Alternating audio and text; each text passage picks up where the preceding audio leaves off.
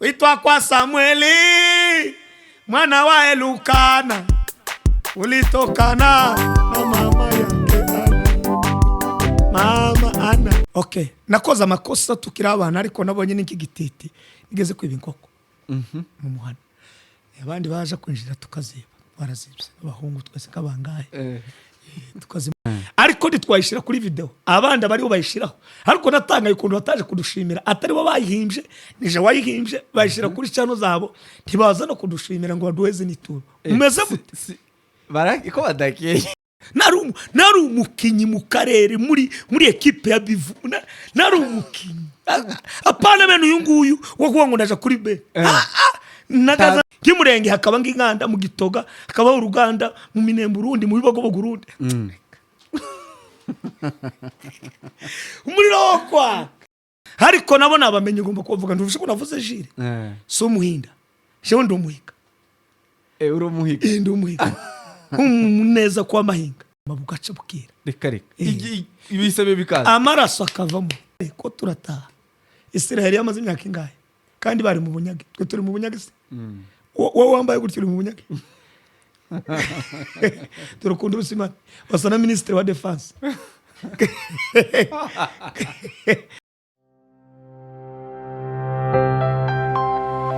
A world of stories. Ndakuramukije ufunguye iyi video, nkwifurije amahoro n'imigisha biva ku Mana. Nimba umeze neza, nimba unarwaye, Imana ikwiteho ikugenera ibigukwiye.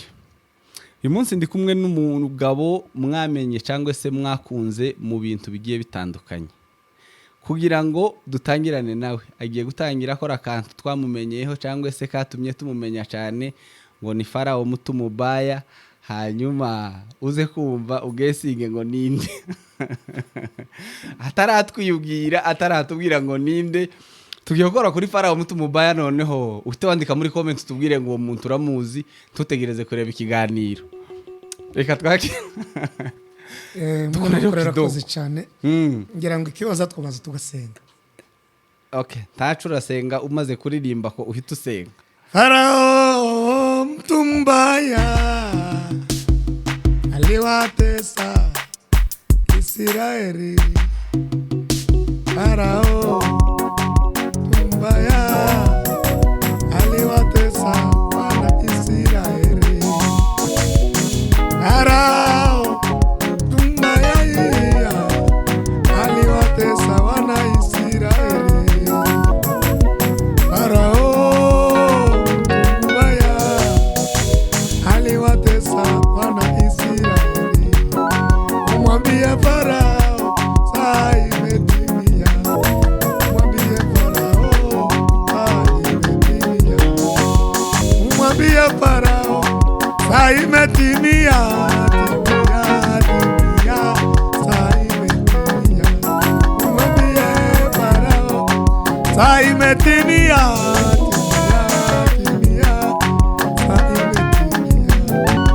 Umwambie saa imetimia. Saa imetimia. Umwambie saa imetimia. Haya saa imetimia. Umwambie ya haya saa imetimia. Umwambie saa imetimia. Saa imetimia. Umwambie saa imetimia. Hita wandika muri comment tubwire ngo uwo muntu ninde. Ngadusegere.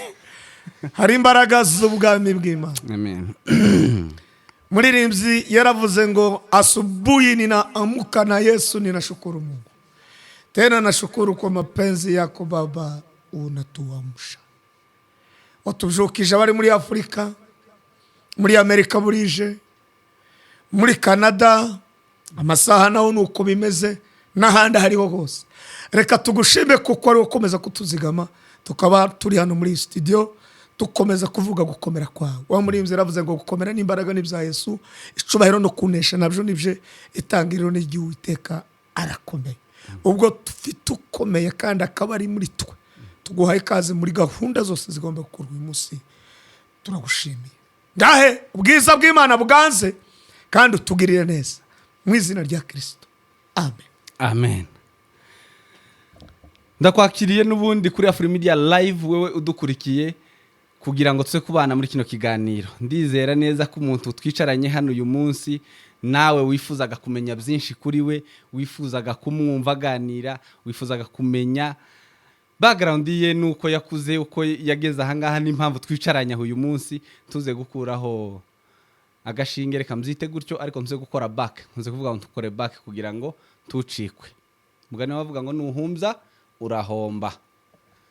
Muraho Revera. Muraho umunyamakuru. Karibu muri Afri Media Live. Murakoze cyane kutwakira.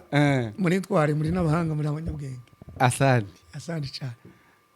Izo ngizo twifurije bitugirirweho, turabyemeye. None se iyo umuntu akoze ibintu byiza aba ari umuhanga, kandi akaba umunyabwenge, kuko igipfundi cyakora iby'ubwenge. Ariko abanyabwenge bakora iby'ubwenge, kandi ubwiwe kuko uri umunyabwenge ibyo ukora biravuga, kuko umuntu si uburebure, si ubutyoza, ahubwo ibikorwa nibyo bivuga. Amen. Wishimiye iki? Nishimiye imiteguro, ukuntu ibintu byose ndabona biri simati, n'abakozi hano ndabona bameze neza kandi baseka, afite ibyishimo. Hari aho ugera ugasanga abantu bagira ngo barwanye kutanezerwa, bagwaye kutanezerwa. Ariko nabonye uwaje kunakira yaje anezerewe, waseka. Ubundi nibwo ubuzima bwiza abantu, niyo serivisi y'ijuru zitanga. Abantu bose batazabanezerwa, sivuga ibintu byinshi bariyise, kuko umuntu ndawutiyise. Ariko ngaje Matayo n'ibyishimo, kandi iyo mbuye n'umuntu unezerwa biramfasha kumva, kuko hari cazuminga kuri je naje kabacuzumingaho. Kandi n'ubwiza bw'Imana yaravuze ngo nimuba muri je n'amagambo byose nzabibaha.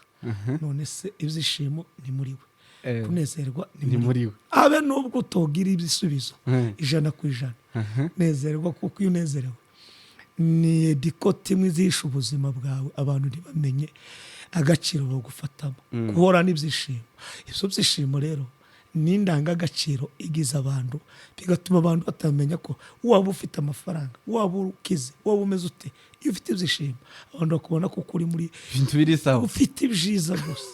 Kuko ndasaba kuko tutaranakomeza, umuntu wese utagira ibyishimo, nyamuneka Imana iguhe ibyishimo.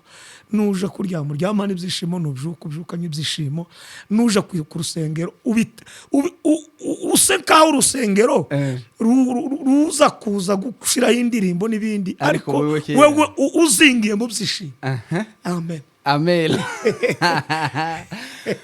Twakiriye Revera Matayo Ndamahize Muhoza bagire bigera. Iryo ni iryasoko. Umugabo w'amazina menshi.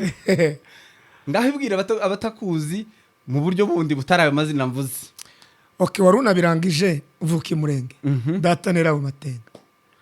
Hanyuma sogokuru nibigera. Bigera Jamahinga. Hanyuma nkaba ndo umugabo ndubatse. Mfite abana barindwi n'umuzuko. Imana duteye iteka. Amen. Kabisa. Ninginga mbwira n'abantu batarashaka bari guhombesha imiryango ko barumva. Abasore bafite imyaka 30 30 40 sinzi cyo barinda, nimba barinze ngo impande zavuga zo gushaka. Kandi Imana yaravuze ngo mujare mururuka isi, sinzi kudashaka, kandi yo baramubyaye. Nimba ari uwundi mushinga bazaho tubwira aho uri, tubaze ayo makuru ko bimeze, kudashaka kwadakeye ntibashake. Hanyuma ndi umushumba w'itorero ryitwa Holy Spirit Fire Church, korera mu Bugande, niyo nkorera umurimo w'Imana. Mfite iyo paruwase ikagira imidugudu 5. Hanyuma tuguwe neza, ndi hano muri Nairobi, ubyivuga butuma nta kindi, nico cyanzanye. Amen. Ku muntu ubonye Matayo bwa mbere, ukumenye bwa mbere, wakwifuza ko kumenyaho iki? Ibyiza by'ibyishimo no kubana mu buryo bw'ijambo ry'Imana. Ibyo kirahagije. Hari ikindi nyuma y'ibindi ni ikiganiro kiza kizana umuntu kumenyana n'undi hanyuma iyo ashatse ko tuganira nabyo arabisaba apana ngo ndashaka nimba byashoboka nasabaga kuko iyo niyo introduction hari umuntu rero bivana n'imikurire n'uburere ngo mata ngo ndagukeneye saba ni appointment nasabaga ko nimba byashoboka kuzaduha umwanya wanira hari ibintu bimwe tugomba guhindura ngo mata ngo ndagukeneye ngo ubunyine ngo kandi tupakanira mfite izindi gahunda imba nateguye imba napanze nasabaga koresha iyo nyuguti nasabaga ko nimba byashoboka abo nibo banyabwenge naho umuntu rero ngo ndagukeneye ubunyine akagira ngo wari usanzwe witeguye kuja aho muri iyo gahunda kandi ufite izindi gahunda dore turi hano muri studio nawe warabinsabye ndikitengera ndi mu giterane nimba haboneka umwanya ko tuvugana ukazagera hano ndakubwira ati ego ndabyemere uri tariki uyu munsi none waje ntabwo napfa kuba nguze nugusa mwakoze kwitaba ubutumire bwacu turanabashimiye ubwo n'abantu bose nyine twumvise kera duca muri iyo nzira kandi ni nziza izimera neza abanyakenya nibo bazakunda gukora ibintu byabo niyo agiye kwiduka akagura yamara akavuga ngo neza ni Saidia na Maji kandi amafaranga arayiwe agakoresha iburyo guca bugufi nimvuga itari nyandagazi nyandagazi ivuga ngo ni customer kuvuga neza birusha ubutunzi buriya iyo umukoresho gikorwa aravuga ati umuntu afite ikinyabufura ni ibyiwe ariko nasabaga ko mwaduha amazi none akayaguha ukamuha amafaranga nimpa nguke yego nuko ndangize yigize umuntu agirwa n'undi Reverend Matayo ni umuntu wamenyekanye abikirangirire z'umwihariko muri communauté y'abanyamurenge kandi ubwiwe uvuka mu bapfurero ni gute ibyo bintu byaje gute kugira ngo ukwire cyangwa nari vuga ngo ukwire mu mitima y'abantu sinzi ko iyo terima ariyo amagambo atatu ijambo rya mbere iyo Imana yagushizeho igikundiro ntaho utovuka. Ijambo rya kabiri hari abanyamurenge bari muri Amerika uba abanyamerika afite ubuzima gatozi bw'abanyamerika hari abantu bavukiye muri Kongo ubu babaye Bagande mu bijanye n'ico warubajije kuko ndo umupfurero exact ndo umupfurero exact ndo umunyamurenge exact ndo umuganda kubu sindi muganda no Luganda nyogera buri kimwe ngikora nuko ndashobora kubimenya iyo uje kubimenya rero twari kuganira aho ugeze rero ururimi iyo warumenye ni identity igaragaza umuntu wari so kuba no umupfurero ndo umunyamurenge 100%. Rero abantu kuvuga ngo ni gute bimeze byagenze bite jewe data na sogokuru na sogokuruza n'abasogokuruza babanye n'abanyamurenge baranagabirana baranavukana natwe turavuka umuhana wacu n'umuhana w'ibivumu mu bivumu mu bibogobogo ikanisa ryacu tuzo twama turirimba igipfero yo yo yo go go go go yo go yo go go go yo gayigendera nyine twese tukaririmba nabo twaririmba ikinyamurenge tuzota gihe nikigera tuzota yema ahubwo turi mu mahanga dutahe dusubire dusubire ico so nta kibazo kibirimo nagera Rwanda ndo umunyarwanda nagera mu Bagande ndo umugande n'ubu ningera muri Canada zaba mu Canada ico ni ikintu gitoya nibyi nahangara ikibindi bizishuru ryarabirangije ukoresha iki rero kugira ngo wiyadapte ahantu hose ugeze ukahita umusangu ukahisanga byoroshe tiwize igifaransa iyo ugeze mu Faransa tuzuvuga mu gahose habe nabandi bose abataramenya ikinyamurenge ni bakivuga n'abatazi igipfurero ni bakivuga ubu nugera Kamanyuro nukivuga umuriro uramabaka cyangwa nugera ibipfurero sabirangiye musingo miyazi miki nisha no ico ngico kirafasha wagera mu Congereza how are you I'm fine you okay yes I'm okay ico kikagufasha ufunguye introduction ururimi rutuma umuntu afata ku karere so kutamenya ururimi n'ubukene bumwe bwuzuye ari kumenya ururimi uba wuzuje zose aho wogera hose. Ubu jewe nagera mu Gitoga ni umunyamurenge, nagera mu Bijujwe ni umunyamurenge, nagera mu Madegu ni umunyamurenge. Aho nuhagera hose nta kibazo kuko ndakizi kamenya n'imico uko bimeze. Wamenyekanye mu buryo bwo kuririmba bwa tractor cyangwa bukurura abantu buzana nk'ibyishimo mu buryo bwawe nyine. Ibyo bintu byaje gute, niki byafashije muri ministry cyangwa se mu ivugabutumwa ukora? Kuririmba hanyuma abantu bikaba motiva bakisanga bari muri uriya munezero kimwe n'Imana niyo yabikoze. Ikindi cya kabiri twarabisenge. Icya gatatu ni mu ijambo ry'Imana. Bwira Imana Mana aho tuzuzo tugera igikundiro cyawe wadushizeho nituvuga abantu batwumva. Kurya nubwo buri ryose Imana itabirimo jobotse kuko ndabizi ko hari abantu bazi kuvuga bazi no kuririmba ariko azaririmba nyine bikaba uko aririmba kabafashwa. Ariko nta hantu ndagera ngo ndirimbe abantu ntibaseke ntibibaho cyangwa ngo urasinzira ntibishoboka. Ndakindi ni Imana yabikoze kuko twatangiye kuva na kera iwacu muri Bogobogo turirimba tuje mu biterane tukazamuka ruguru mu Minembwe twaririmba kuri za Ebenezere abantu bagafashwa. N'ubu duhura bakatwita njewe nama ngo kunda wa musi kubonye muri Ebenezere uwundi ngubonye buvira uwundi mu Bibogobogo mu ryase basaza waririmbye indirimbo numva ndanezere naje ni Imana takindi yonyine. No kubwira Imana ngo Mana ico uzakigumya kitugume ico gikundira nico nashobora gusobanura muri urwo rwego. Amen. Ukunze kuvuga humble beginning cyangwa se uburyo watangiye iriya hasi ugira ipantaro imwe uzuja guhinga uzitirira abantu. Bongo tubwira iyo story yawe bukeye ko zagenze gute? Maze kuyivuga ariko ni byiza kuyivuga kuko ndabwo ari bibi. Ukunze kuvuga ubwiriza? Ndayivuga nyibwiriza kugira ngo bikomeze n'abandi bashobora kuba bari muri ubwo buzi cyane cyangwa se n'ababurimo n'ababuciyemo ariko bakagira n'isoni ugasanga hariho n'abifata nti bavuga ubuzima bwawe. Uvuge bifasha abandi. Ukitwara abakire iwacu ni mu bihugu twatunze inka ariko zirangije bukeye zinyagwa n'ababatipe.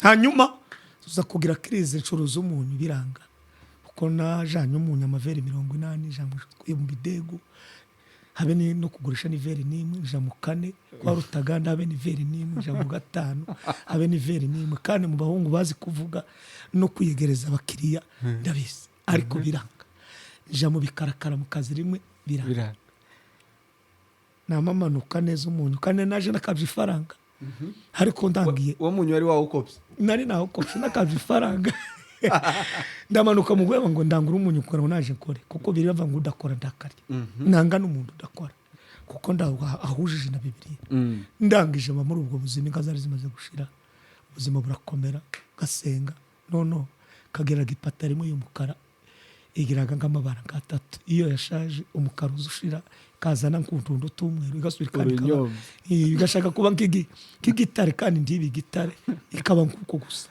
nuko igera handi cika dukorogana n'abatayeri kandi ngo tayeri ho yanga gusona ni wandu wa mbere wakundi faranga tirasaba ariko arambwira amata ndamayesi ipatara yawe iratugo yatubereje ari subizayo.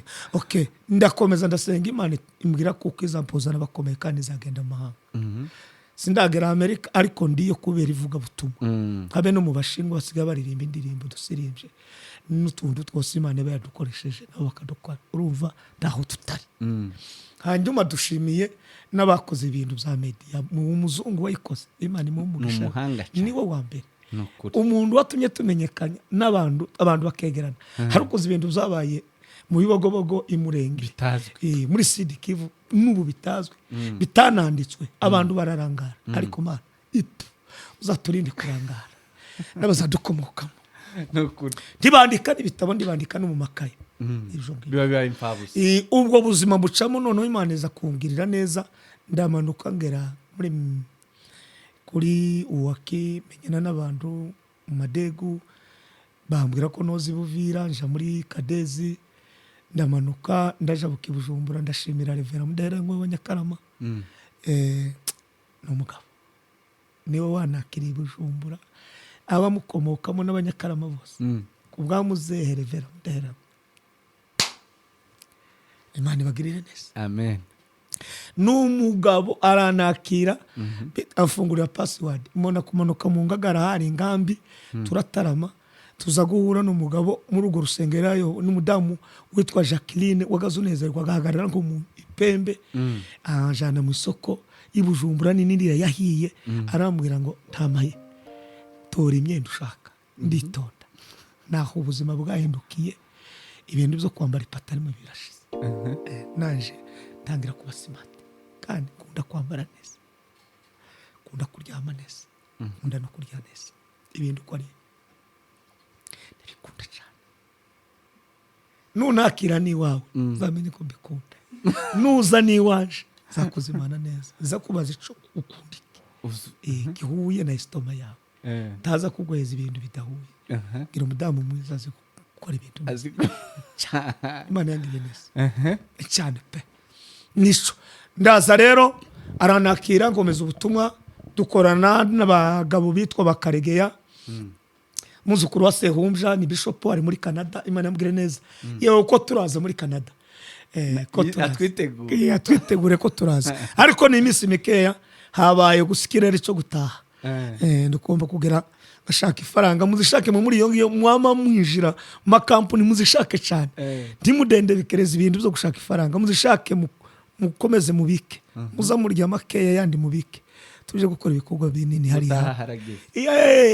tuje kubikora nuko n'aba Revera Kado tunafite n'igiterane kuri 6 kugeza ku itariki 10 ano muri kwa Mushumba Munyakazi hano Kasarani za kwa 11 turabakiri muzaze kwa 11 hari umuriro kera watse watse kera hari imirase tuzaba turi kumwe na evangeliste wiyere ku mugabo w'Imana uvuga ijambo ry'Imana nkunda cyane turabatumiye hanyuma tubana nabo n'abagabo bitwa ba Gilles Muhinda iwabo ni kwitara inshuti yanje cyane n'ababakuru turakorana abagabo beza n'aba bishop Mungura obi wari Buraya yaragiye na president Mazeze w'abanyakarama wa Mazeze nyine nabo bari muri Amerika bari bose muri Alaro abo bose mwabanye Burundi twarakoranya abo ngabo tumaze guhura mvuyiriye i Burundi nyine twagiye dura mu Rwanda ariko abo twabanye Burundi ni Karegeya nabajire tuza kuza mu Rwanda tubaho Imana ishimwe iyo umugisha igihugu cy'u Rwanda cyatwakireke twitaho ye dore Imana ishubaye turamalika ndako batagize nubu bakomeje kutugirira neza nokuri nugaye umuntu wakugiriye neza uzaburi gito nizambuga zibiri bazavuga nuko ahubwo bazavuga ngo gusaba uwo wimye no kwimwa waguhaye wabitoye turakora muri ubwo buryo warubajije ndajanye maremare kugeza n'uyu munsi wa none abona abagabo niyo ngiye gusenga kurya ndabasengera ko nabagabo twahananye inama tubana hafi tugirirwa neza muri ubwo buryo rero niho twasohoye Farao mutumubaye yayindi wavuze ngo nimbaze nyiriri ariko ditwayishira kuri video abanda bari bayishiraho ariko natangaye ukuntu bataje kudushimira atari bo bayihimbye nije wayihimbye bayishira kuri channel zabo ntibaza no kudushimira ngo baduheze nituro umeze mute baraki ko badakeye umeze mute mwebwe umuntu aza kuri iri kwaga ndikindirimbo ntimuze no kumushakisha kuko ari we kocha hari umukinyi uzugira imbaraga bitakiye muri kocha yagushize kuri bench wozamuka se nije wabahaye ako kantu password n'umushigo uzigitoke iyo wonye kukimaze gukomera uzagishira mu mushigo abantu batabaye mu giturage mbatayize n'ibitoke narabashize none muzaze kureba ijuru n'amatayo na Revera Kado mudushimire muzane nitu ico gihe twari tukira aba pastori bivuga butumwa tarabashumba ariko twabaye abashumba muri make nuko bimeze ico warubashije iyi ndirimbo ni nayo twahereyeho uyisubiserukaho isobanuye iki ku buzima bwawe kuko niyo abantu bakumenyeyeho isi yose ya kasete mu myaka ya za 2008 ngira ngo niba atari 2008 2008 aho ngaho 2007 no kuzamuka na 2009 ariko 2007 n'umunani naho ngaho kuzamuka. Sinkeka ko hari umuntu wumva ururimi ukundi mukunga n'igisirimba utarufite iyo CD mu wiwe. Nta numwe no mu modoka. Habe n'ubu barayifite. Habe n'ubu ko barayivuze. Isobanura iki ku buzima bwawe? Indirimbo ni ibihe naraciyemo. Kuko gutangirira mu bihe by'ubukire kwaza kugera hagati ukaba ubuzima bukaba bubanutse. None Imana ingirira neza mpimbi iyo ndirimbo ndayandika. Umwambiye Farao mfata nk'ikigeragezo. None ico kigeragezo cy'ubwo butayo kirangiye umwambiye Farao sayibeti. Nuko nashatse gakubwira abantu kuko nufite ikibazo kuko hari saa igeze yuko ikibazo kirangiye kigeragezo kirangiye. Nuko niko mfata iyo ndirimbo kuko naciye mu buzima bukomeye cyane zanabivuga. Wabona umuntu w'umugabo ukazitira uruzitiro idolari 10 amezi 3 inkoko ndibona yinjira mbona ubuzima buremere kandi hari utarabukora yewe nje nabuciye ariko Imana ibukuyemo ukazitira uruzitiro ku idolari 10 inkoko ndiziguruka sikitura ziguruka ariko idolari 10 umuntu akamubwira ngo usubire mu inkoko yituye mu ruzitiro.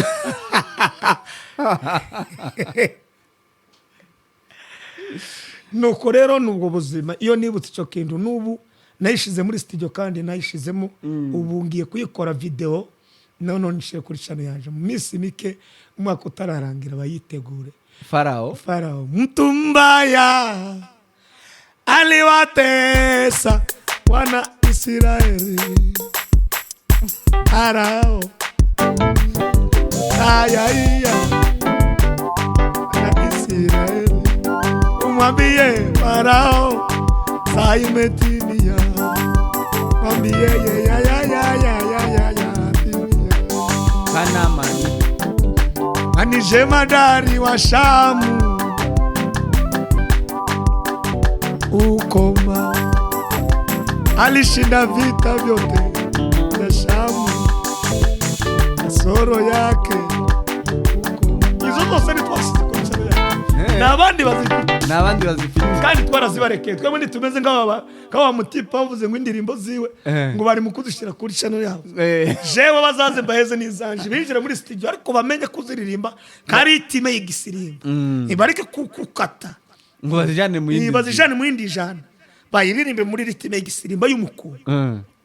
Bazaze nzibaye n'izindi nasohoye witwa kwa Samueli mwana wa Elukana ulitokana na mama yake Mama Ana alipanda Shilo ili aombe Mungu ampe mtoto.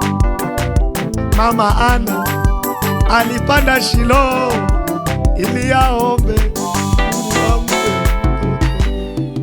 Ngaho ririmbure bahariya kuri yo kamera ubwire Mama Ana uwo ameze ari muri ico kibazo. Iyo ngiyo ahubwo nibigote batangira kureba kuri channel Revera Matayo Ndamahizi official channel. Banakore subscribe ntaco bitwaye rwose. Bakore ba like rwose.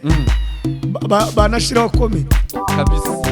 Mama Ana alipanda Shilo ili aombe Mungu ampe mtoto.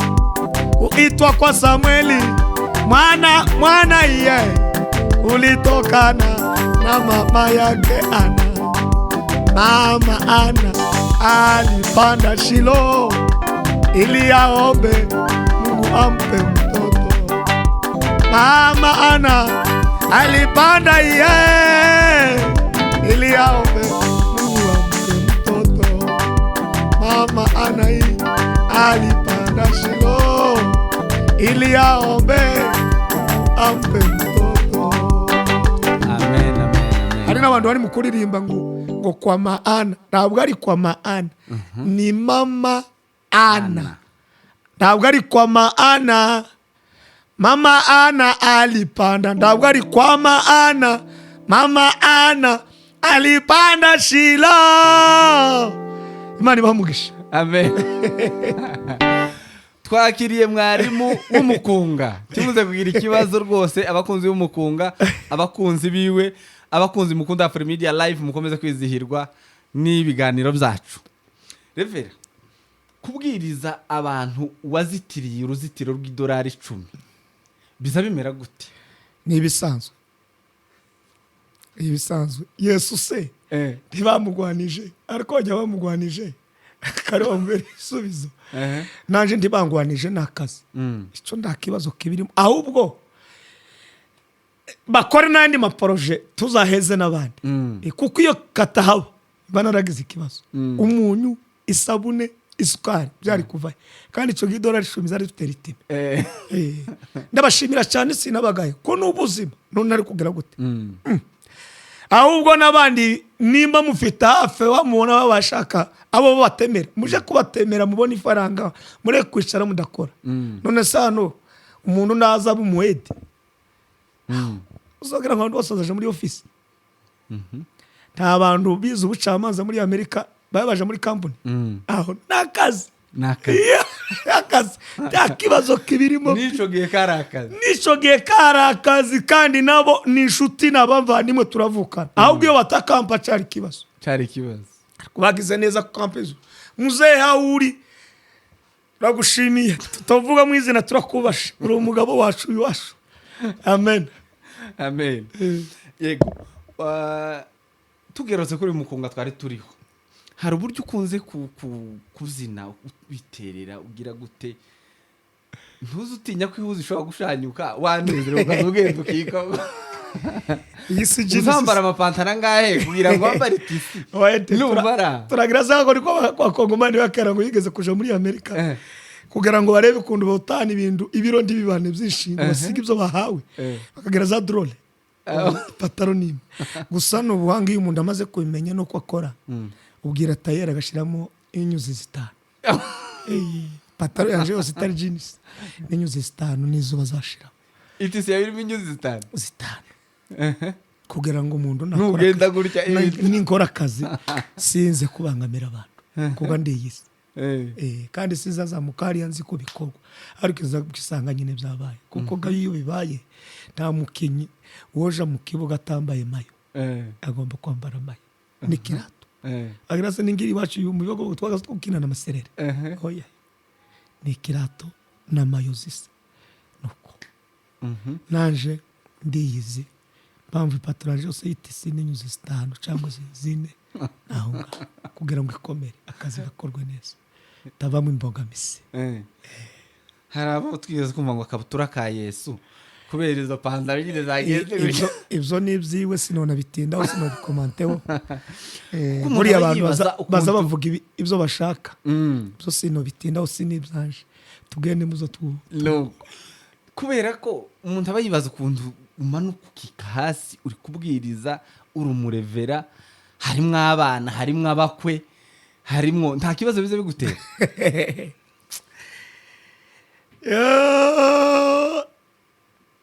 Fiti impamvu yo kuririmba fiti impamvu yo kuririmba umva nuzuye ukuiteka yahoze umurimo none se utazi aho yanguye niwe nyine wo kwibaza ariko njuze aho yanguye tasoni nzaririmba kugeza imvi zije abakwe aho simane yabazanye. Tangaza kirawaye ngo abana sitwe twababjaye. Yesu yaravuze ngo Biblia nivuga iravuga ngo siwezi kufia injili maana ni uwezo tuliopewa na Bwana. Gira ngo nuko tasoni ufite uretse zibyaha byaje zamanira atike uwo musaraba. Usengira isoni ngo bakwe nawe nakurikira ebana ngwino turirimbira ijoro. Wahuye na sobukwe umusitari w'ijoro utagenda usinda mu muhanda fieri ni kataramana n'abana baje ko tugasirimba. Uza abantu babandika iminani hanga abagabo bamwa inzoga kandi bafite n'abakwe bakaza bihisha ariko jewe igitaramo indirimbo ku yindi ijambo ku rindi reka ahubwo abantu bose iyo bizabafata baje baririmba n'abakobwa n'abakazana iryo juru mukaba mumurishurana mwese kurumva uwo murambi w'ijuru tuzinjiramo kuzaba bimeze cicika ta kibazo jewe ngira ahubwo numva ko ari ishema rikomeye hari kuzima hose ari kumwe n'umugore we n'abana biwe ukunda ubashoreranye aho ureba Yesu n'indumu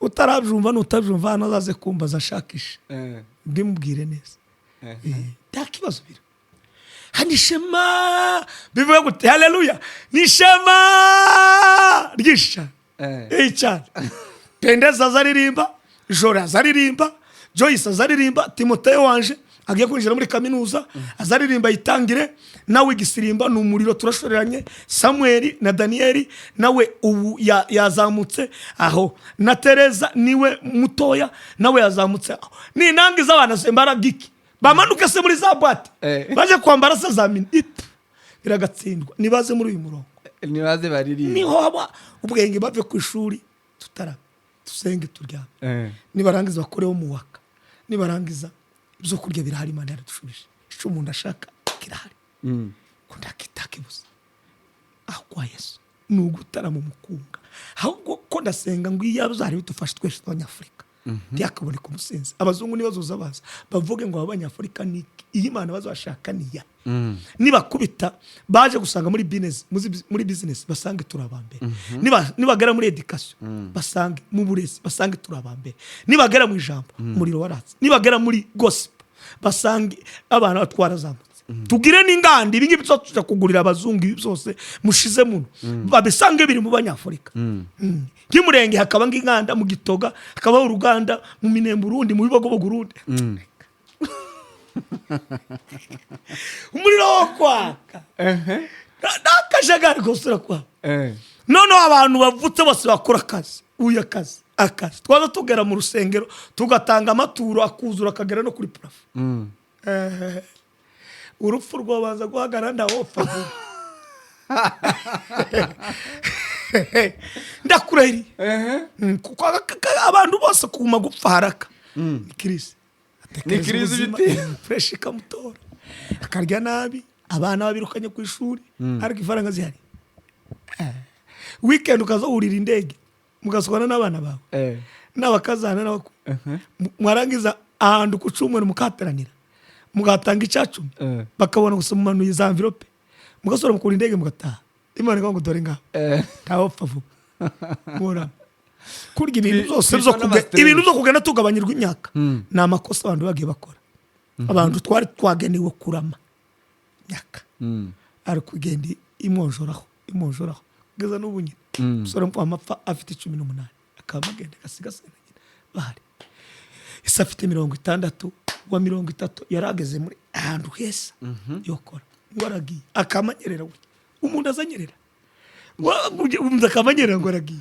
ngo yanyereye gusa ngo yamagana hari n'abaza baryama bugaca zaraye iwacu ukazubibona twatuma imyaka 10 nta muntu urarwa nuwagwate nuwagize ngagakorora akama kanje gusa bagakonda umuravumba cyangwa umubirizi nuko bigashi bazanga abantu bakomeye bose sakaba Kongo Afrika nziza iyo ubwiriza ukunze kugaruka ku bana bawe n'ubu nyine umaze kubavugaho Pendeza wawe uyu ni sawa Pendeza ndavuga botazi abandi gasimbazi sinoza kubavuga nkabavuga nabi ngomba kuvuga banje kandi igikindi ibyawo suza bivuga nabi aho hanyuma abandi babivuge gute ibyawo no kubivuga neza nuko bavuga ngo kuzi no kuvuganiraho abanje ni bose mvuga abandi mvuga bose ndabazi sinza amazina yabo ariko nabo nabamenye ngomba kuvuga nduvushe ko navuze jire so muhinda jewe ndumuhiga uri umuhiga ndumuhiga umuneza kwa mahinga abayute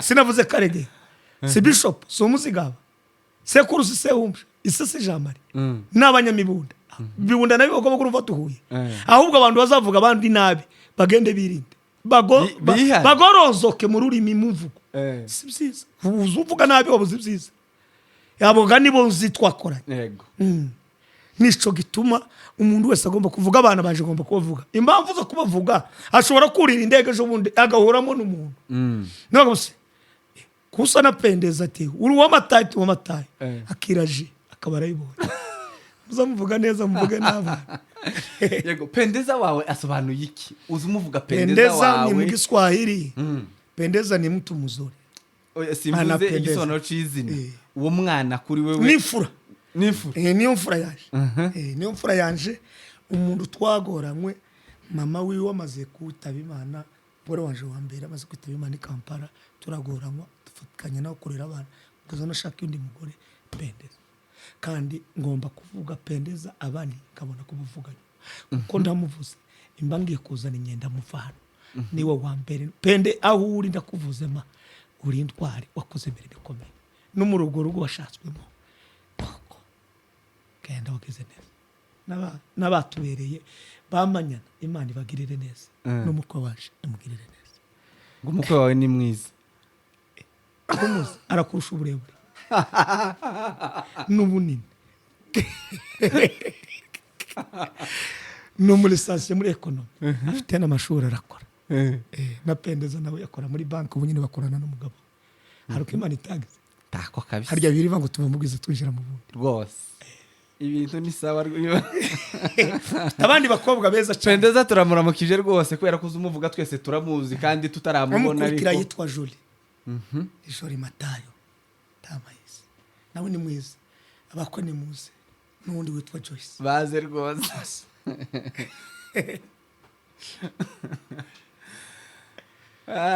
ibintu ni sawa abantu mudukurikiye bakomeza bagubwe neza ibintu byagize umutwe munini ariko ni munini kabisa niki kintu mu buzima bwawe coba carakubabaje kurenza ibindi bintu kikagukoraho ku mutima n'ubuze ugenda ukumva ico kintu kibaho pfusha umugore carambabaje pfusha umugore ibikabe ku bandi bazabasazanye sabona umugisha sogokuru yagize yapfuye sogokuru yapfuye zari saa 7:30 saa 8:30 mukakana waragenda umunsi bagize umugisha kweli bigera nakabariza bari bagire neza dawa boyu ngo baza sigara manu zutureka tukure dusaze hahandi tugeze muri santa ijana noko umwe akagenda nka mu gitondo undi akagenda nyine mukabwibwe noko mu mugoroba byakire imbaraga nawe wangu umuntu agenda undi asigare akana gusigira abana yasigiye umukobwa w'amezi 6 witwa Joyce umukobwa mwiza cyane ariko ubu nyine ni ngoma afite imyaka 17 ndashimira abadinzi Mzee Gasengo na madamu wiwe Marehemu Gasengo madamu wiwe kubwa abanyabyinshi ndabashimira nibo bamfashije kurera uwo mwana arakora aho muri n'abanyabyinshi bose abahindware barateye inkunga ikomeye n'uwo mukobwa arakuze mgeni mwiza cyane mwiza gira abana beza cyane ndashimira nico cambabaje ikindi nababajwe n'ubutunzi twari dufite bari batipi baramunyaka dusigara turabake kandi ngwara n'uruheri kubera ico kintu carambabaje ariko nza kwibuka kuko wanganaga gute nari maze gushaka kuko nashatse 9/5 itariki 7 kwezi kwa 7 uwanshingiye ni Revera Marehemu Muhanda obasita bagwera mu bivu nakoze ubukwe muri Methodist ico gihe nashatse no 9/6 ingaziranya bari batipi barazishaka barambabaje kuko twari tumenyere ku mata bari busima kwaragira ukaje ku ishuri ukaje kukina ugasanga imyumbati yatetse n'ibishimbo ugasumira bigira umurongo tukaja mu mahombe twavamo ukaja mu nkongoro ugasumuka nkuzamura kwijwi abantu ukagotomera ku mata ibyo bintu byose byarambabaje ariko narababariye ababikoze nabo sibone satani twarababariye hanyuma ikindi cyambabaje n'abantu twatangije umurimo basubiye inyuma barambabaje simbavuga amazina ndimo kubasengera twataramanye mu Mavubi abibuka Amavubi kuri Afrika bamwe basubiye kubasengera umwe nabi wacu manu batabara aho bari biza bimbabaza cyane kundu twari tumeze neza n'abandi bari muri Amerika basubiye barimo kwambaye gutomera inzoga ni mureke inzoga yarabagasipiye ndacu yakose ahubwo muza mugura inzoga muza muzitwohereza tuje mu ivuga butumwa noko nanone dusengera abantu tunababwirize abantu bazauje mu ijuru ureke inzoga si nziza inzoga zirasindisha zirakubaganisha zituma umuntu adakora ibyiza ibyo bizabimbabaza cyane ikindi kizakimbabaza kirambabaza ariko ugasanga ni Bibiliya n'abantu bakiri batoya twakoranye umurimo w'Imana ugasanga bamwe barahamagawe hari umugabo witwa Jene twataramanye igitaramo yabanagana n'umuzehe witwa Musama muzehe nyakubahwa Nyamushabwa twarakoranye nabo iriya yitwa Jene yabaga ku ibishiko yagiye ageze mu gihe cyo gukora umurimo w'Imana n'abandi ku Canzovu witwa Charles abaragiye Imana yarabahamagaye yabaga yabanze kareka ikabatinzaho kidogo bakabona kuri bino byiza ikabanze kareka ari n'undi musore obadinze ngo nibagaza ejo bundi nawe yarahamagawe ndasubsarambasha ibyo bisa bimbabaza warumbajije byambabaje ndekeraho ibyo ni nta kibazo aho ni sawa ku muntu kureba hari umuntu wambwiye nje ngo icyo kibazo nkikubaze none nari ncibagiwe ukiri umwana ukiri muto wigeze ukina umupira ugaragara uri souple mu kuntu n'ubundi nuko twakiniye gusa ahantu mu giturage ariko iyo uje gukenera ngo muri ville iwacu ubukene bwarashize n'akarere mbana gahinda Imana bayinkayita reka n'amahize banetagize ryanje mukavuga ni Makela nakenaga kuri mili inamba ya gatatu yari Yamin kabiri yari Yamin mili yari Yamin no gukubita se kufra baza abanyabibogo barabizi nari umuki twakenye n'abagabo bitwa bamuze Fureko aho bari ndabashuhuje wabasita bamubaha ndabashuhuje aho bari baserugo twarakinanye nabo bamarehe mu Kivuye batwarakinanye nabo peshe nari umukinyi mu karere muri equipe ya Bivu nari umukinyi apana bene uyu nguyu wo kuba ngo ndaje kuri be nagaza ntangira umupira nandi premiere mita kayirangiza deuxième kayirangiza ndararuka sinagaza kandi uko nakinaga niko nakoraga sinari umushango naririmba nafata naririmba nta mikoro zari zihari naririmbaga tukavuza amashi agacika mu bisebe ariko tugatarama bugaca bukira reka ibisebe bikaza amaraso akavamo apana se bahimbaza usanga basa n'abantu bafite inani maboko twarahimbazaga amashi umuntu uri hirya kuza ya umuntu wambajije wambwiye ico kibazo duhuye nje muri studio mvuye mu rugo noneho nari umukinyi tuvuganye n'abarambwira ngo nkubaze ico kibazo kaze oya ico yatekereje kugira ngo abone igisubizo nico agomba gukora nagikore nari umukinyi kandi gukina si ibibazo nukuriya twagazo tukina waje ngo baradutenga ngo azabona ngo ubangutse cyane ngo kibaza nimba ngo wenda ukiri muto washoboraga kabumbu cyane abazanya bibogobo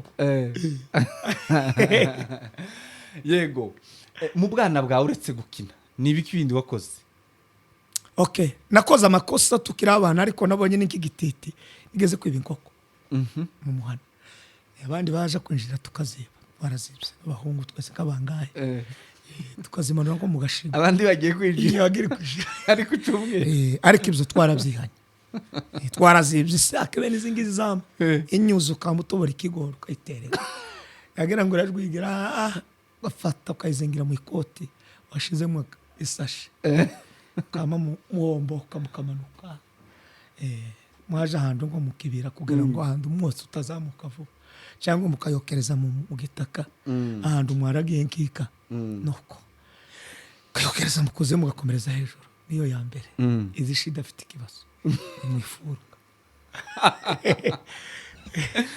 yego reve tugana ku musozi w'ikiganiro cyacu tugenda tunezerwa kidogo tunyuruzemo akaririmbo bukeye ubundi abakunzi bawe bakunda naona pendo kubwa mno natoka kwa Mwokozi wangu, ni tele kama maji mengi yatembeayo baharini, yanitolea tumaini ya kwamba nitatiwa nguvu na niwe muodari katika pendo la Mwokozi.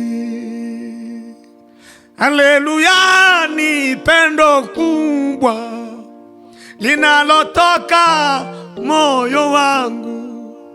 Mungu wangu, na kuomba nijaze pendo lako tele, nikumbwiri ukubona Yesu, nimlamse nimuobere biti byusha byo kumubona we uyo mwira kavwira.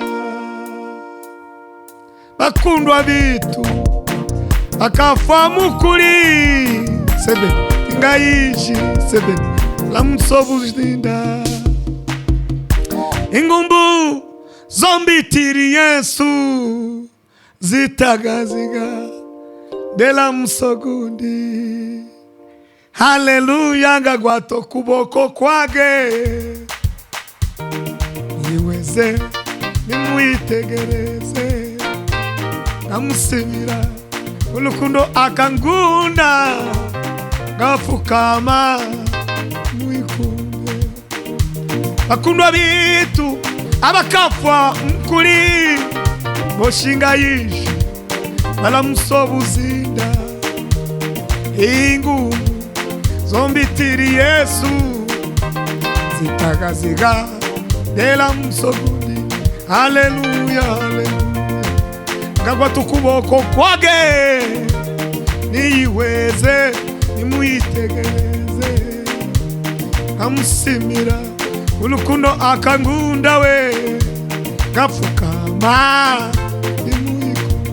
Haleluya, haleluya, ngagwa tukuboko kwage niyiweze nimwitegereze, amusimira kulukundo we gapfukama muikumbe.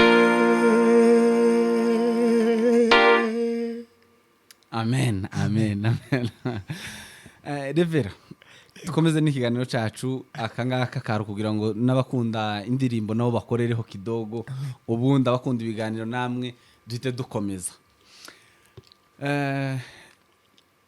Ukomoka mu bwoko bw'abafurero bwamenyekanye, bukomokamwo ni cyane ni ya mitwe ya mayimayi irwana n'abanyamurenge yagigira ibyo bibazo cyangwa se barwana.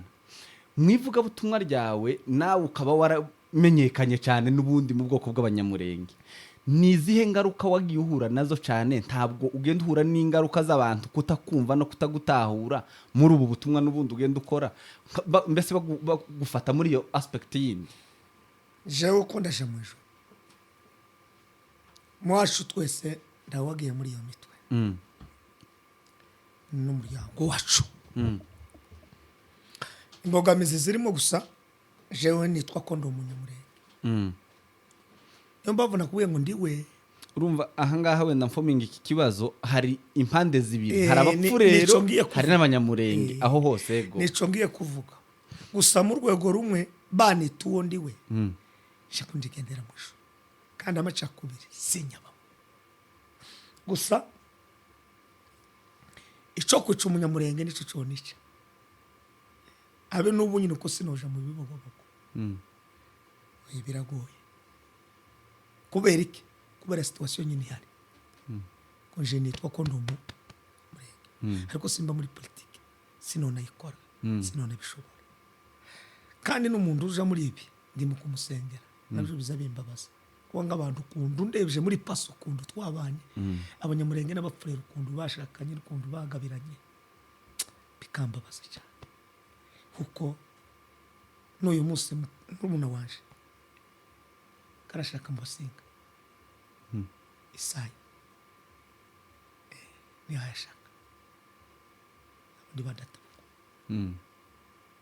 urumva iyo bihaye bigenda uko ndababara cyane jewe kuri uyu munsi wa none gusimana kiragenda itabara n'amasenga dusenga kubera agenda birangira kandi bizarangira nawo muti abantu babenga kwa kundi bari batuye kera ariko jewe banyita ko umunyarwanda uno ndamahizi yari umunyarwanda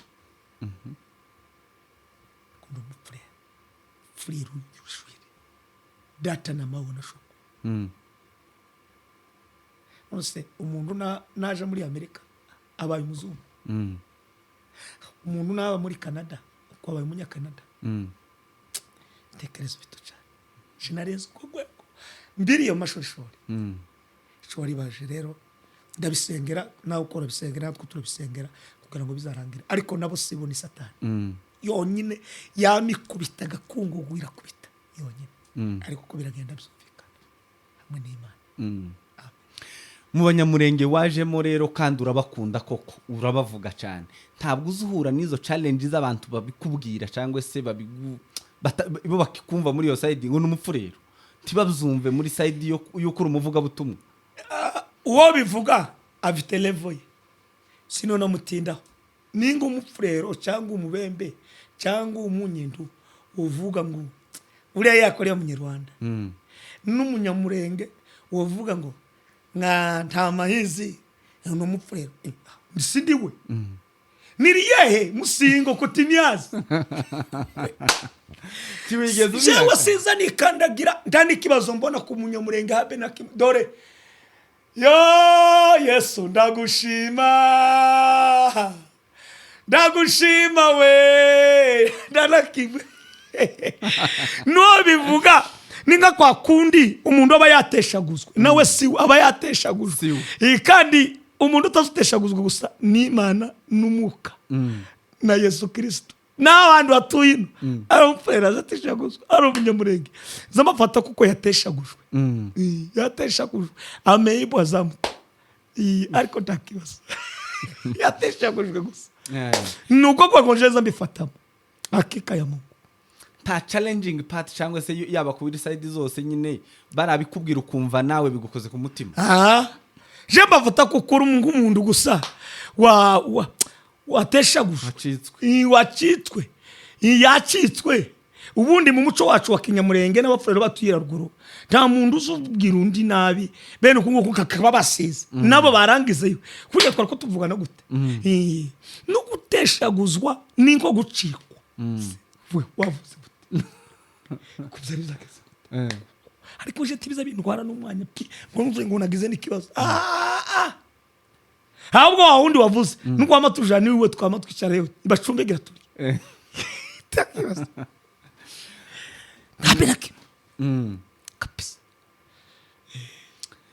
nkundi muntu mbese uba muri ibyo cyangwa se abo bakibifata muri iyo myumvire bagifite iyo myumvire baba abanyamurenge baba abapfurero bagifite iyo myumvire imeze gutyo uwo babwiriye nama babivemo bareke guteshaguzwa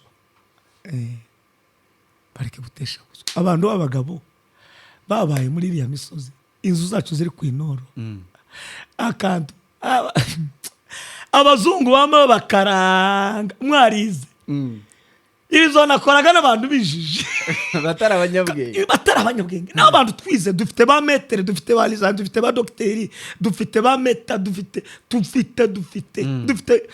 abaforoma nta kintu tudafite dufite ba general dufite ba colonel dufite ba kapitene dufite ba serge dufite igitangaza kirabana ariko bagakaranga ariko bagakaranguka bakama ngo yeyaye ni mubivemo ndakamaro birimo ese akuva umunsi mu bigehemo byatugejeje ariko ni mwinjire muri pasi umuntu akazamuka wa Kirungo akarenga abandi bakamanuka tukarema iposho abandi bakabamanuka bakagera mu Gitumba n'Ingaji n'Imirimba umuntu yagaza yamagenda n'inga akamarara kwibarabara igishwaga kirariya ukamugurira umubembe warangiza mugacumbitsa umutsimba umubembe akamugubwira ngo mboka tekeleho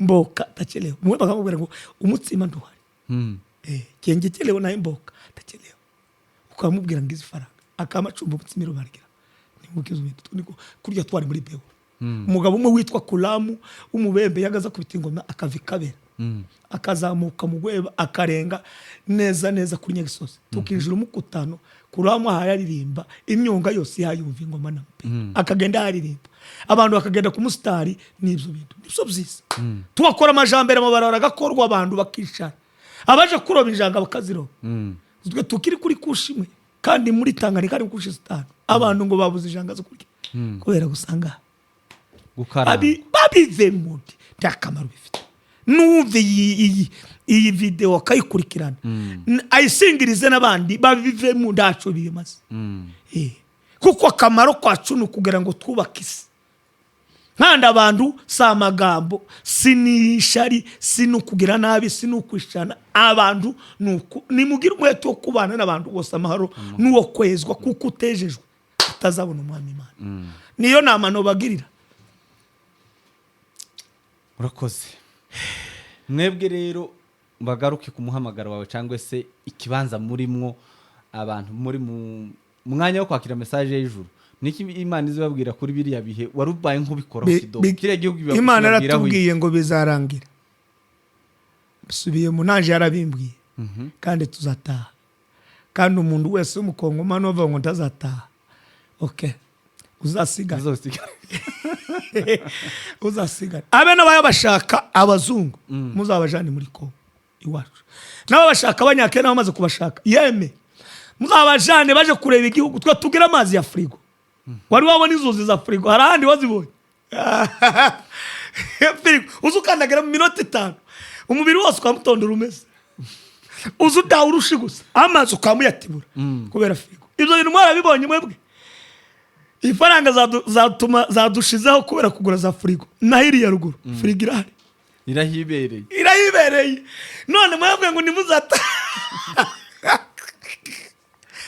akandanezerewe gataye yeme ni gute habe nayi wawe hariho frigo uri mubaza gushira wino n'ubundi wari wazaniye amazi yo muri frigo ndabwira ngo nibazane yimbi frigo twayisiziri iwacu murenge frigo yanyayo tayiriya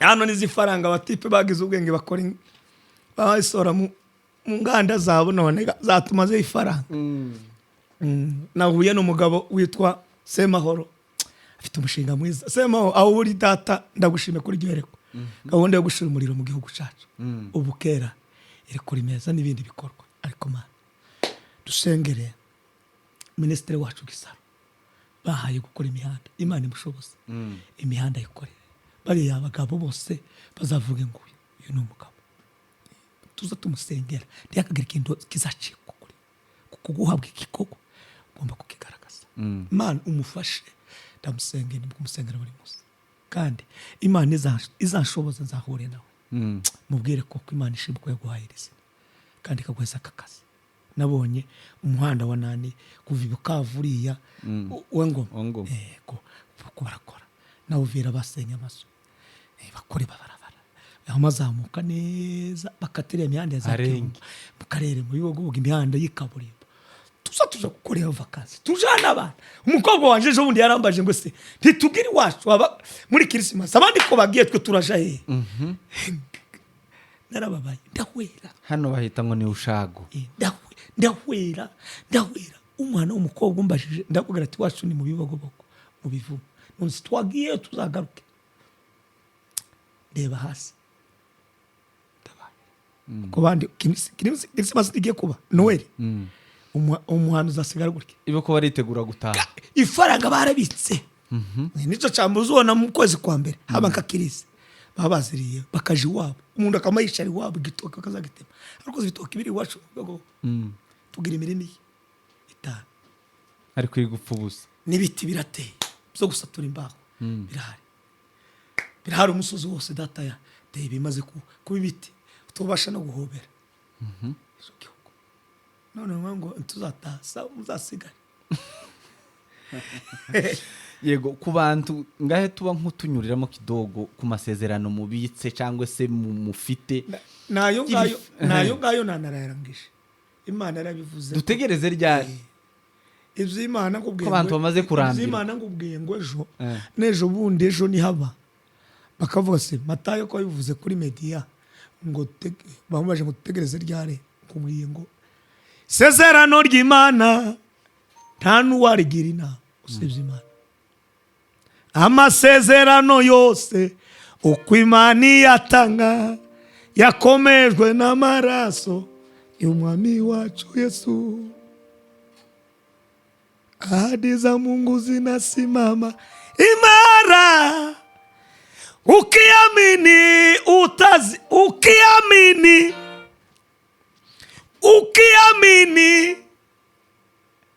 subiyemo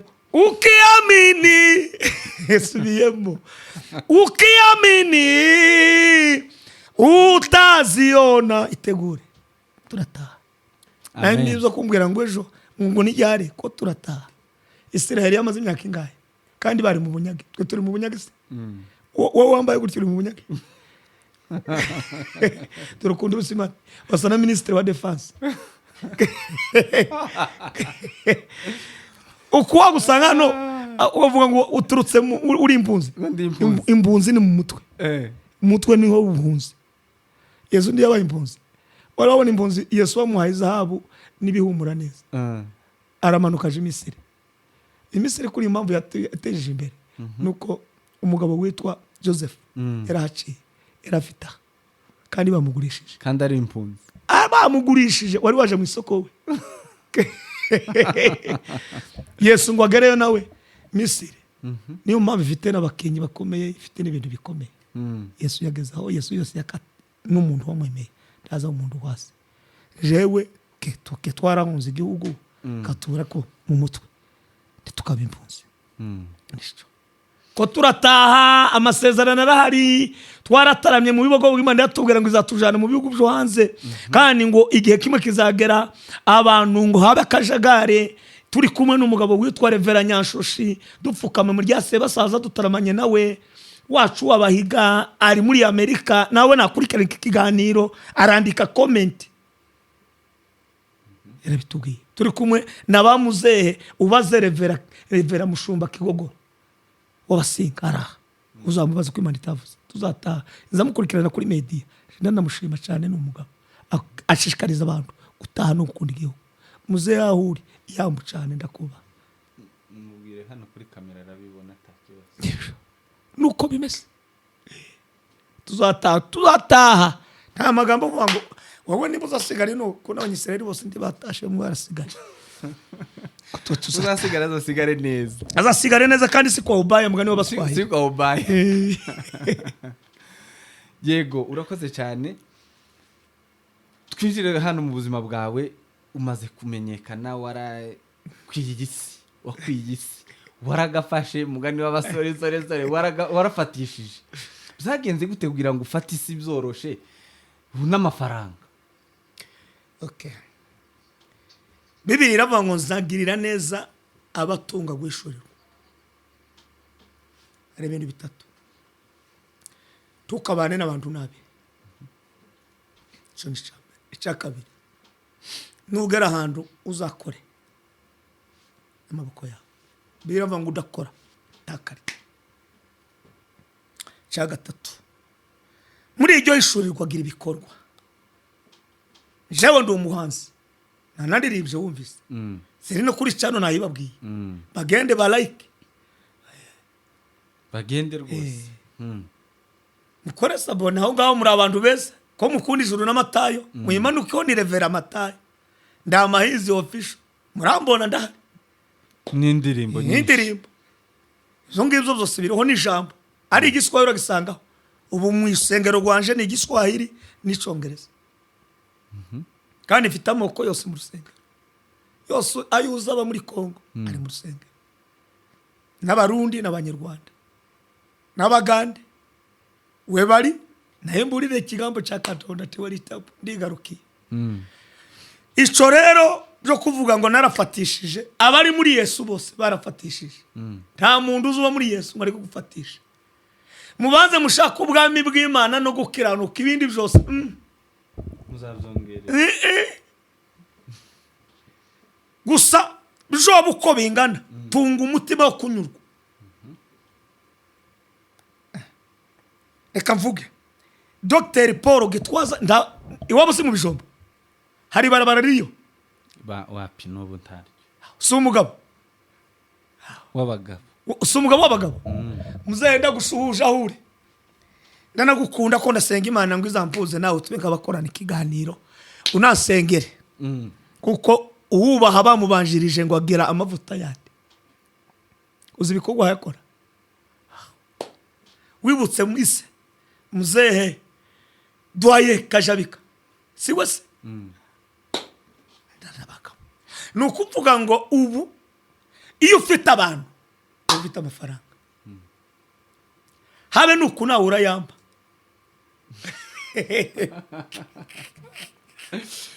kubera ko dufite wogira studio kavamo n'udatazi tu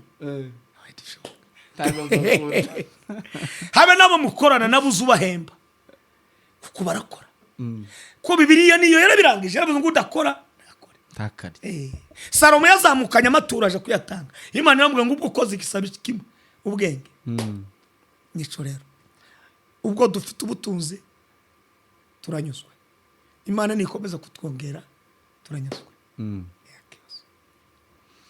murakoze cyane reka ngusabe utange message ya nyuma hano nurangiza uhita uturirimbira udusengere amadolari amayero wabayerise yagize ubwisha wiwe ariko kero wanayageze ngo ndagusengera warabigeze ibyo tugire menshi ntakibazo kero warabigeze kurya umugabo yaravuze ngo ukomeze udusengere ntabwo ari nje nyine uhavuga aba badukurikiye bose bakeneye amadolari amayero amapaundi n'ayandi uwo ni umugisha Bibiliya ngo uwakiriye umutambye akamenya agaciro ke n'umuhanuzi ngo aba yakira umugisha byose ni ibintu byo kwirirwa dusengera abantu benshi bagiye batwakira Imana yarabazamura ndavuga sinababara ngo mbarangize gusa ico notanga inama ya nyuma n'igitekerezo cya nyuma ijambo rya mbere titukave ku Mana ijambo rya kabiri dusenga ubudasiba ijambo rya gatatu tureka amacakubiri dukundane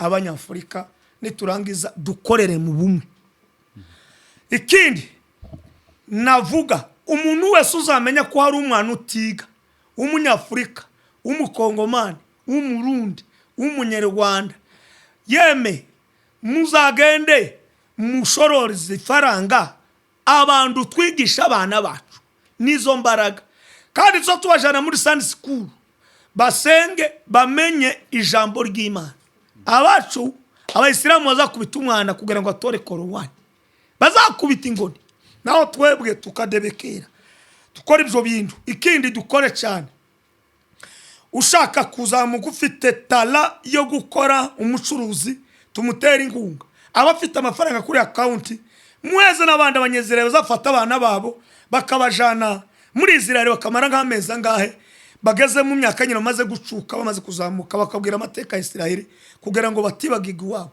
none ga mwebwe mumaze kugira amafaranga menshi ni mukore za kampuni ni mutanga amafaranga abantu bige ko turataha igihugu cyacu tuzoze kucubaka nta ciza nko mu ijuru ejo narabivuze abe na Yesu yaraje ku isi ngo arangize gukora yamasezera abantu aravuga ati ndatashe ngiye iwacu mu ijuru naho niho muzaba gihe tutaragenda natwe tugira ubwo bumwe n'uwo mushinga wo gukomeza kubana no gutezanya imbere niyo message notanga ijuru n'amatayo tubahaye iyi message muyikunde uwanyu ndi bakamwirukane mu nzu tukamuvuge nabi twimukagambe ta muco kugamba si mwiza uwanyu nagira ikibazo nuko kandi abantu bose titwogira ubushobozi bumwe tuzatwegerana.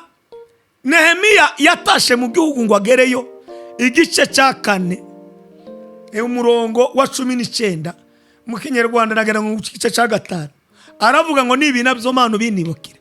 Niho hatangije gahunda zo gutanga ari amafaranga bita inyungu. Giswara bavuga ngo ni liba. Ayo ngayo Nehemiya ngo ashikeyo asanga bapfakazi barabirukanye mu mirima, barabakuye mu masambu yabo, abantu batanezerwa. Nehemiya abagarura amasambu yabo, abantu basubira ku mashuri bariga, abatari bafite gikorwa barakora, amaronko bararonka. Isiraheli igira umugisha kandi iranezerwa. Abaririmbyi Eliyashibu yari yarirukanye n'abarewi bagarurwa mu mirimo, ibintu bigenda neza. None message yanje yanyuma, nunaheza nundi amafaranga nimusaba ikiguzi cyinshi ukagira make, yewe tumenye kuko turi mu bihugu twaje ko turashakisha ko turiga, tumaze no kwiga, dukomeje no kwiga, tuzadufashanya muri ubwo buryo. Ntiyakagira umuntu uzakorwa n'isoni cyangwa umwana wacu ngo areke kwiga. Kandi abahungu mutarashaka mushake, bashiki bacu bareke kumakushira bonyine. Kandi nuzoza uvugana n'umukobwa ntukazugena ngo muteze ibikomere, muzamugena muvugane n'ibintu, umugende muvuge mu mago, hanyuma tubakorera ubukwe, mutubwire nanje mushira ku rubuga zozotanga ifaranga kushoboye.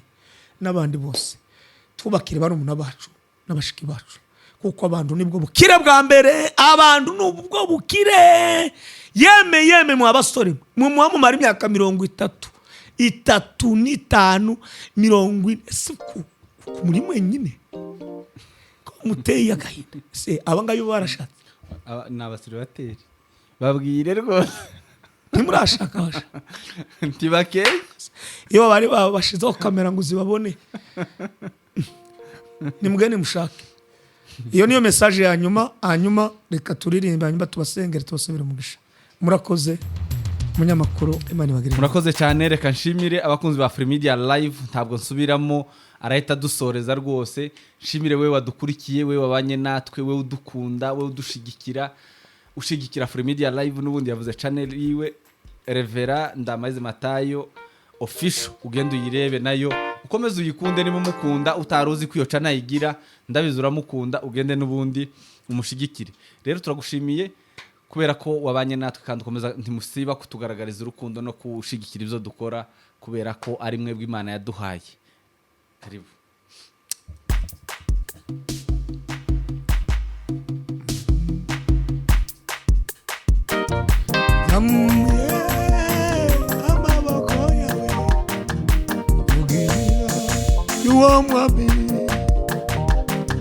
Zamuye amaboko yanje sina yuwo mwami.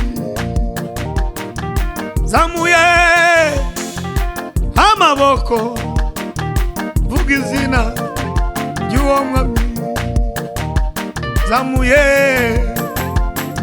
amaboko yawe vuga izina yuwo mwami.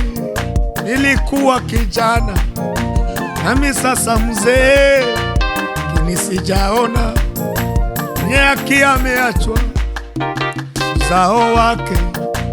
Ukiomba chakula chana ufadhili na ubarikiwa. Nilikuwa nami sasa ni mzee, lakini sijaona mwenye haki ameachwa na uzao wake. Kiomba chakula sana ufadhili na ubarikiwa. Nilikuwa kijana nami sasa mzee, lakini mwenye haki ameachwa wala uzao wake. Kiomba chakula sana ufadhili na ubarikiwa. Mchana baba na ubarikiwa, mchana baba na ubarikiwa.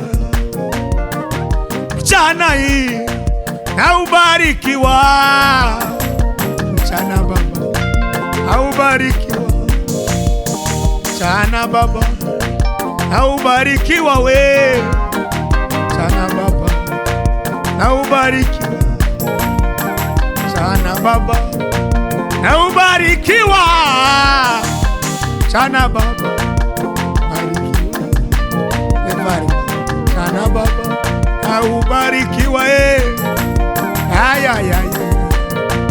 na ubarikiwa chana baba mana we chana baba na ubarikiwa chana baba na ubarikiwa chana baba na ubarikiwa mchana we na ubarikiwa we yo chana baba na ubarikiwa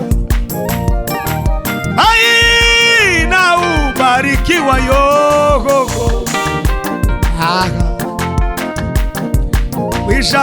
wisha we uri kubona wisha wabayumbe wisha wabayumbe kuri kubonana wisha wabayumbe wisha wabayumbe kuri kubonana wisha wabayumbe wisha wae kuri kubonana we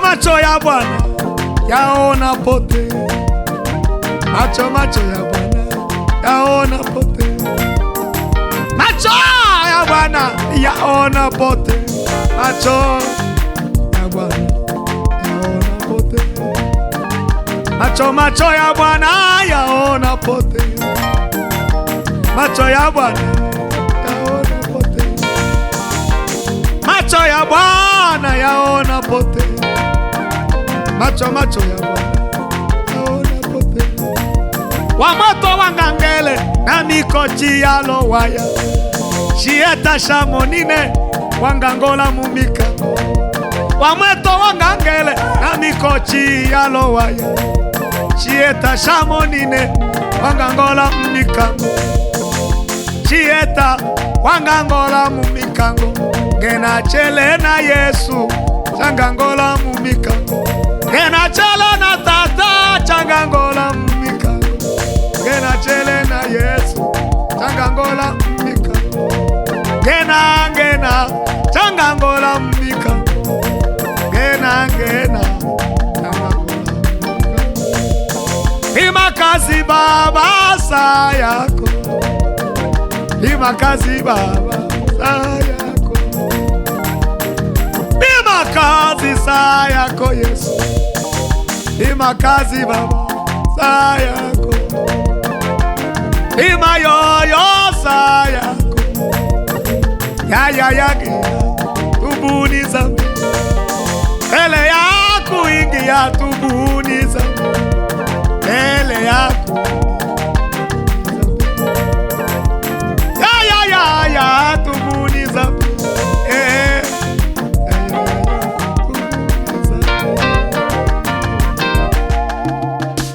mana yagushi shimwa ruremwa shimwa warusumba byose shimwa rurema shimwa amahoro abe mwisi pika ote telematata tezani asekisi bagire neza badukurikiranye abarwayi bakire abari mutuzi ubazamure abaryamye Amerika n'abaje mu kazi mukanya n'abamaze kugenda n'abaturimo mw'izina rya Yesu Kristo w'i Nazareti dilitale pasi ababuza abana babona abana ayo data kora igitangaza wiyerekana uganza abavuga butumwa abashumba bacu ababyeyi batubyaye sengera n'igihugu cyacu cya Kongo sengera ibiyaga bigari Rwanda Burundi Kongo Burasirazuba bwa Eastern kora igitangaza Uganda Nairobi Sudani Tanzania Ethiopia kuboko k'ubwami bw'Imana buganze. Bene data bose batatanye mu bihugu, bavuye mu gihugu cya Kongo, tugire neza, bavuye mu Rwanda, bavuye weza abantu kumenya kwibuka iwabo.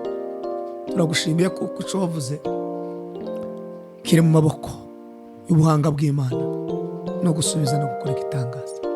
Turagushimiye kuko utabaye, turagushimiye kuko ugize neza, turagushimiye kuko ukinguye amarembo. Iyi icano ya bene data uyizamure, iyi studio bazabone ba customer benshi. Mahoro y'ubwami bw'Imana akomeza ganza no gukora ibitangaza. Abakozi bakoramo bose ugende ubazamure kandi baheze no kugira ngo bubake, bashake kugira ngo ingo zaguke, abantu n'ubukire, abantu niyo se, abantu niyo mbaraga, abantu nibwo bwenge, abantu nibyo bikorwa. Turagushimiye kuko ubikoze kandi kuko ugize neza, none n'iteka ryose mu izina rya Kristo. Amen. Amen. Murakoze cyane. Murakoze rwose. Merci beaucoup. Abakunzi ba Free Media rero mukomeze kwizihirwa. Abantu mukeneye ko nzaririmba ubutaha mwandike muri comment. Mwarambwiye ngo sinza ndirimba.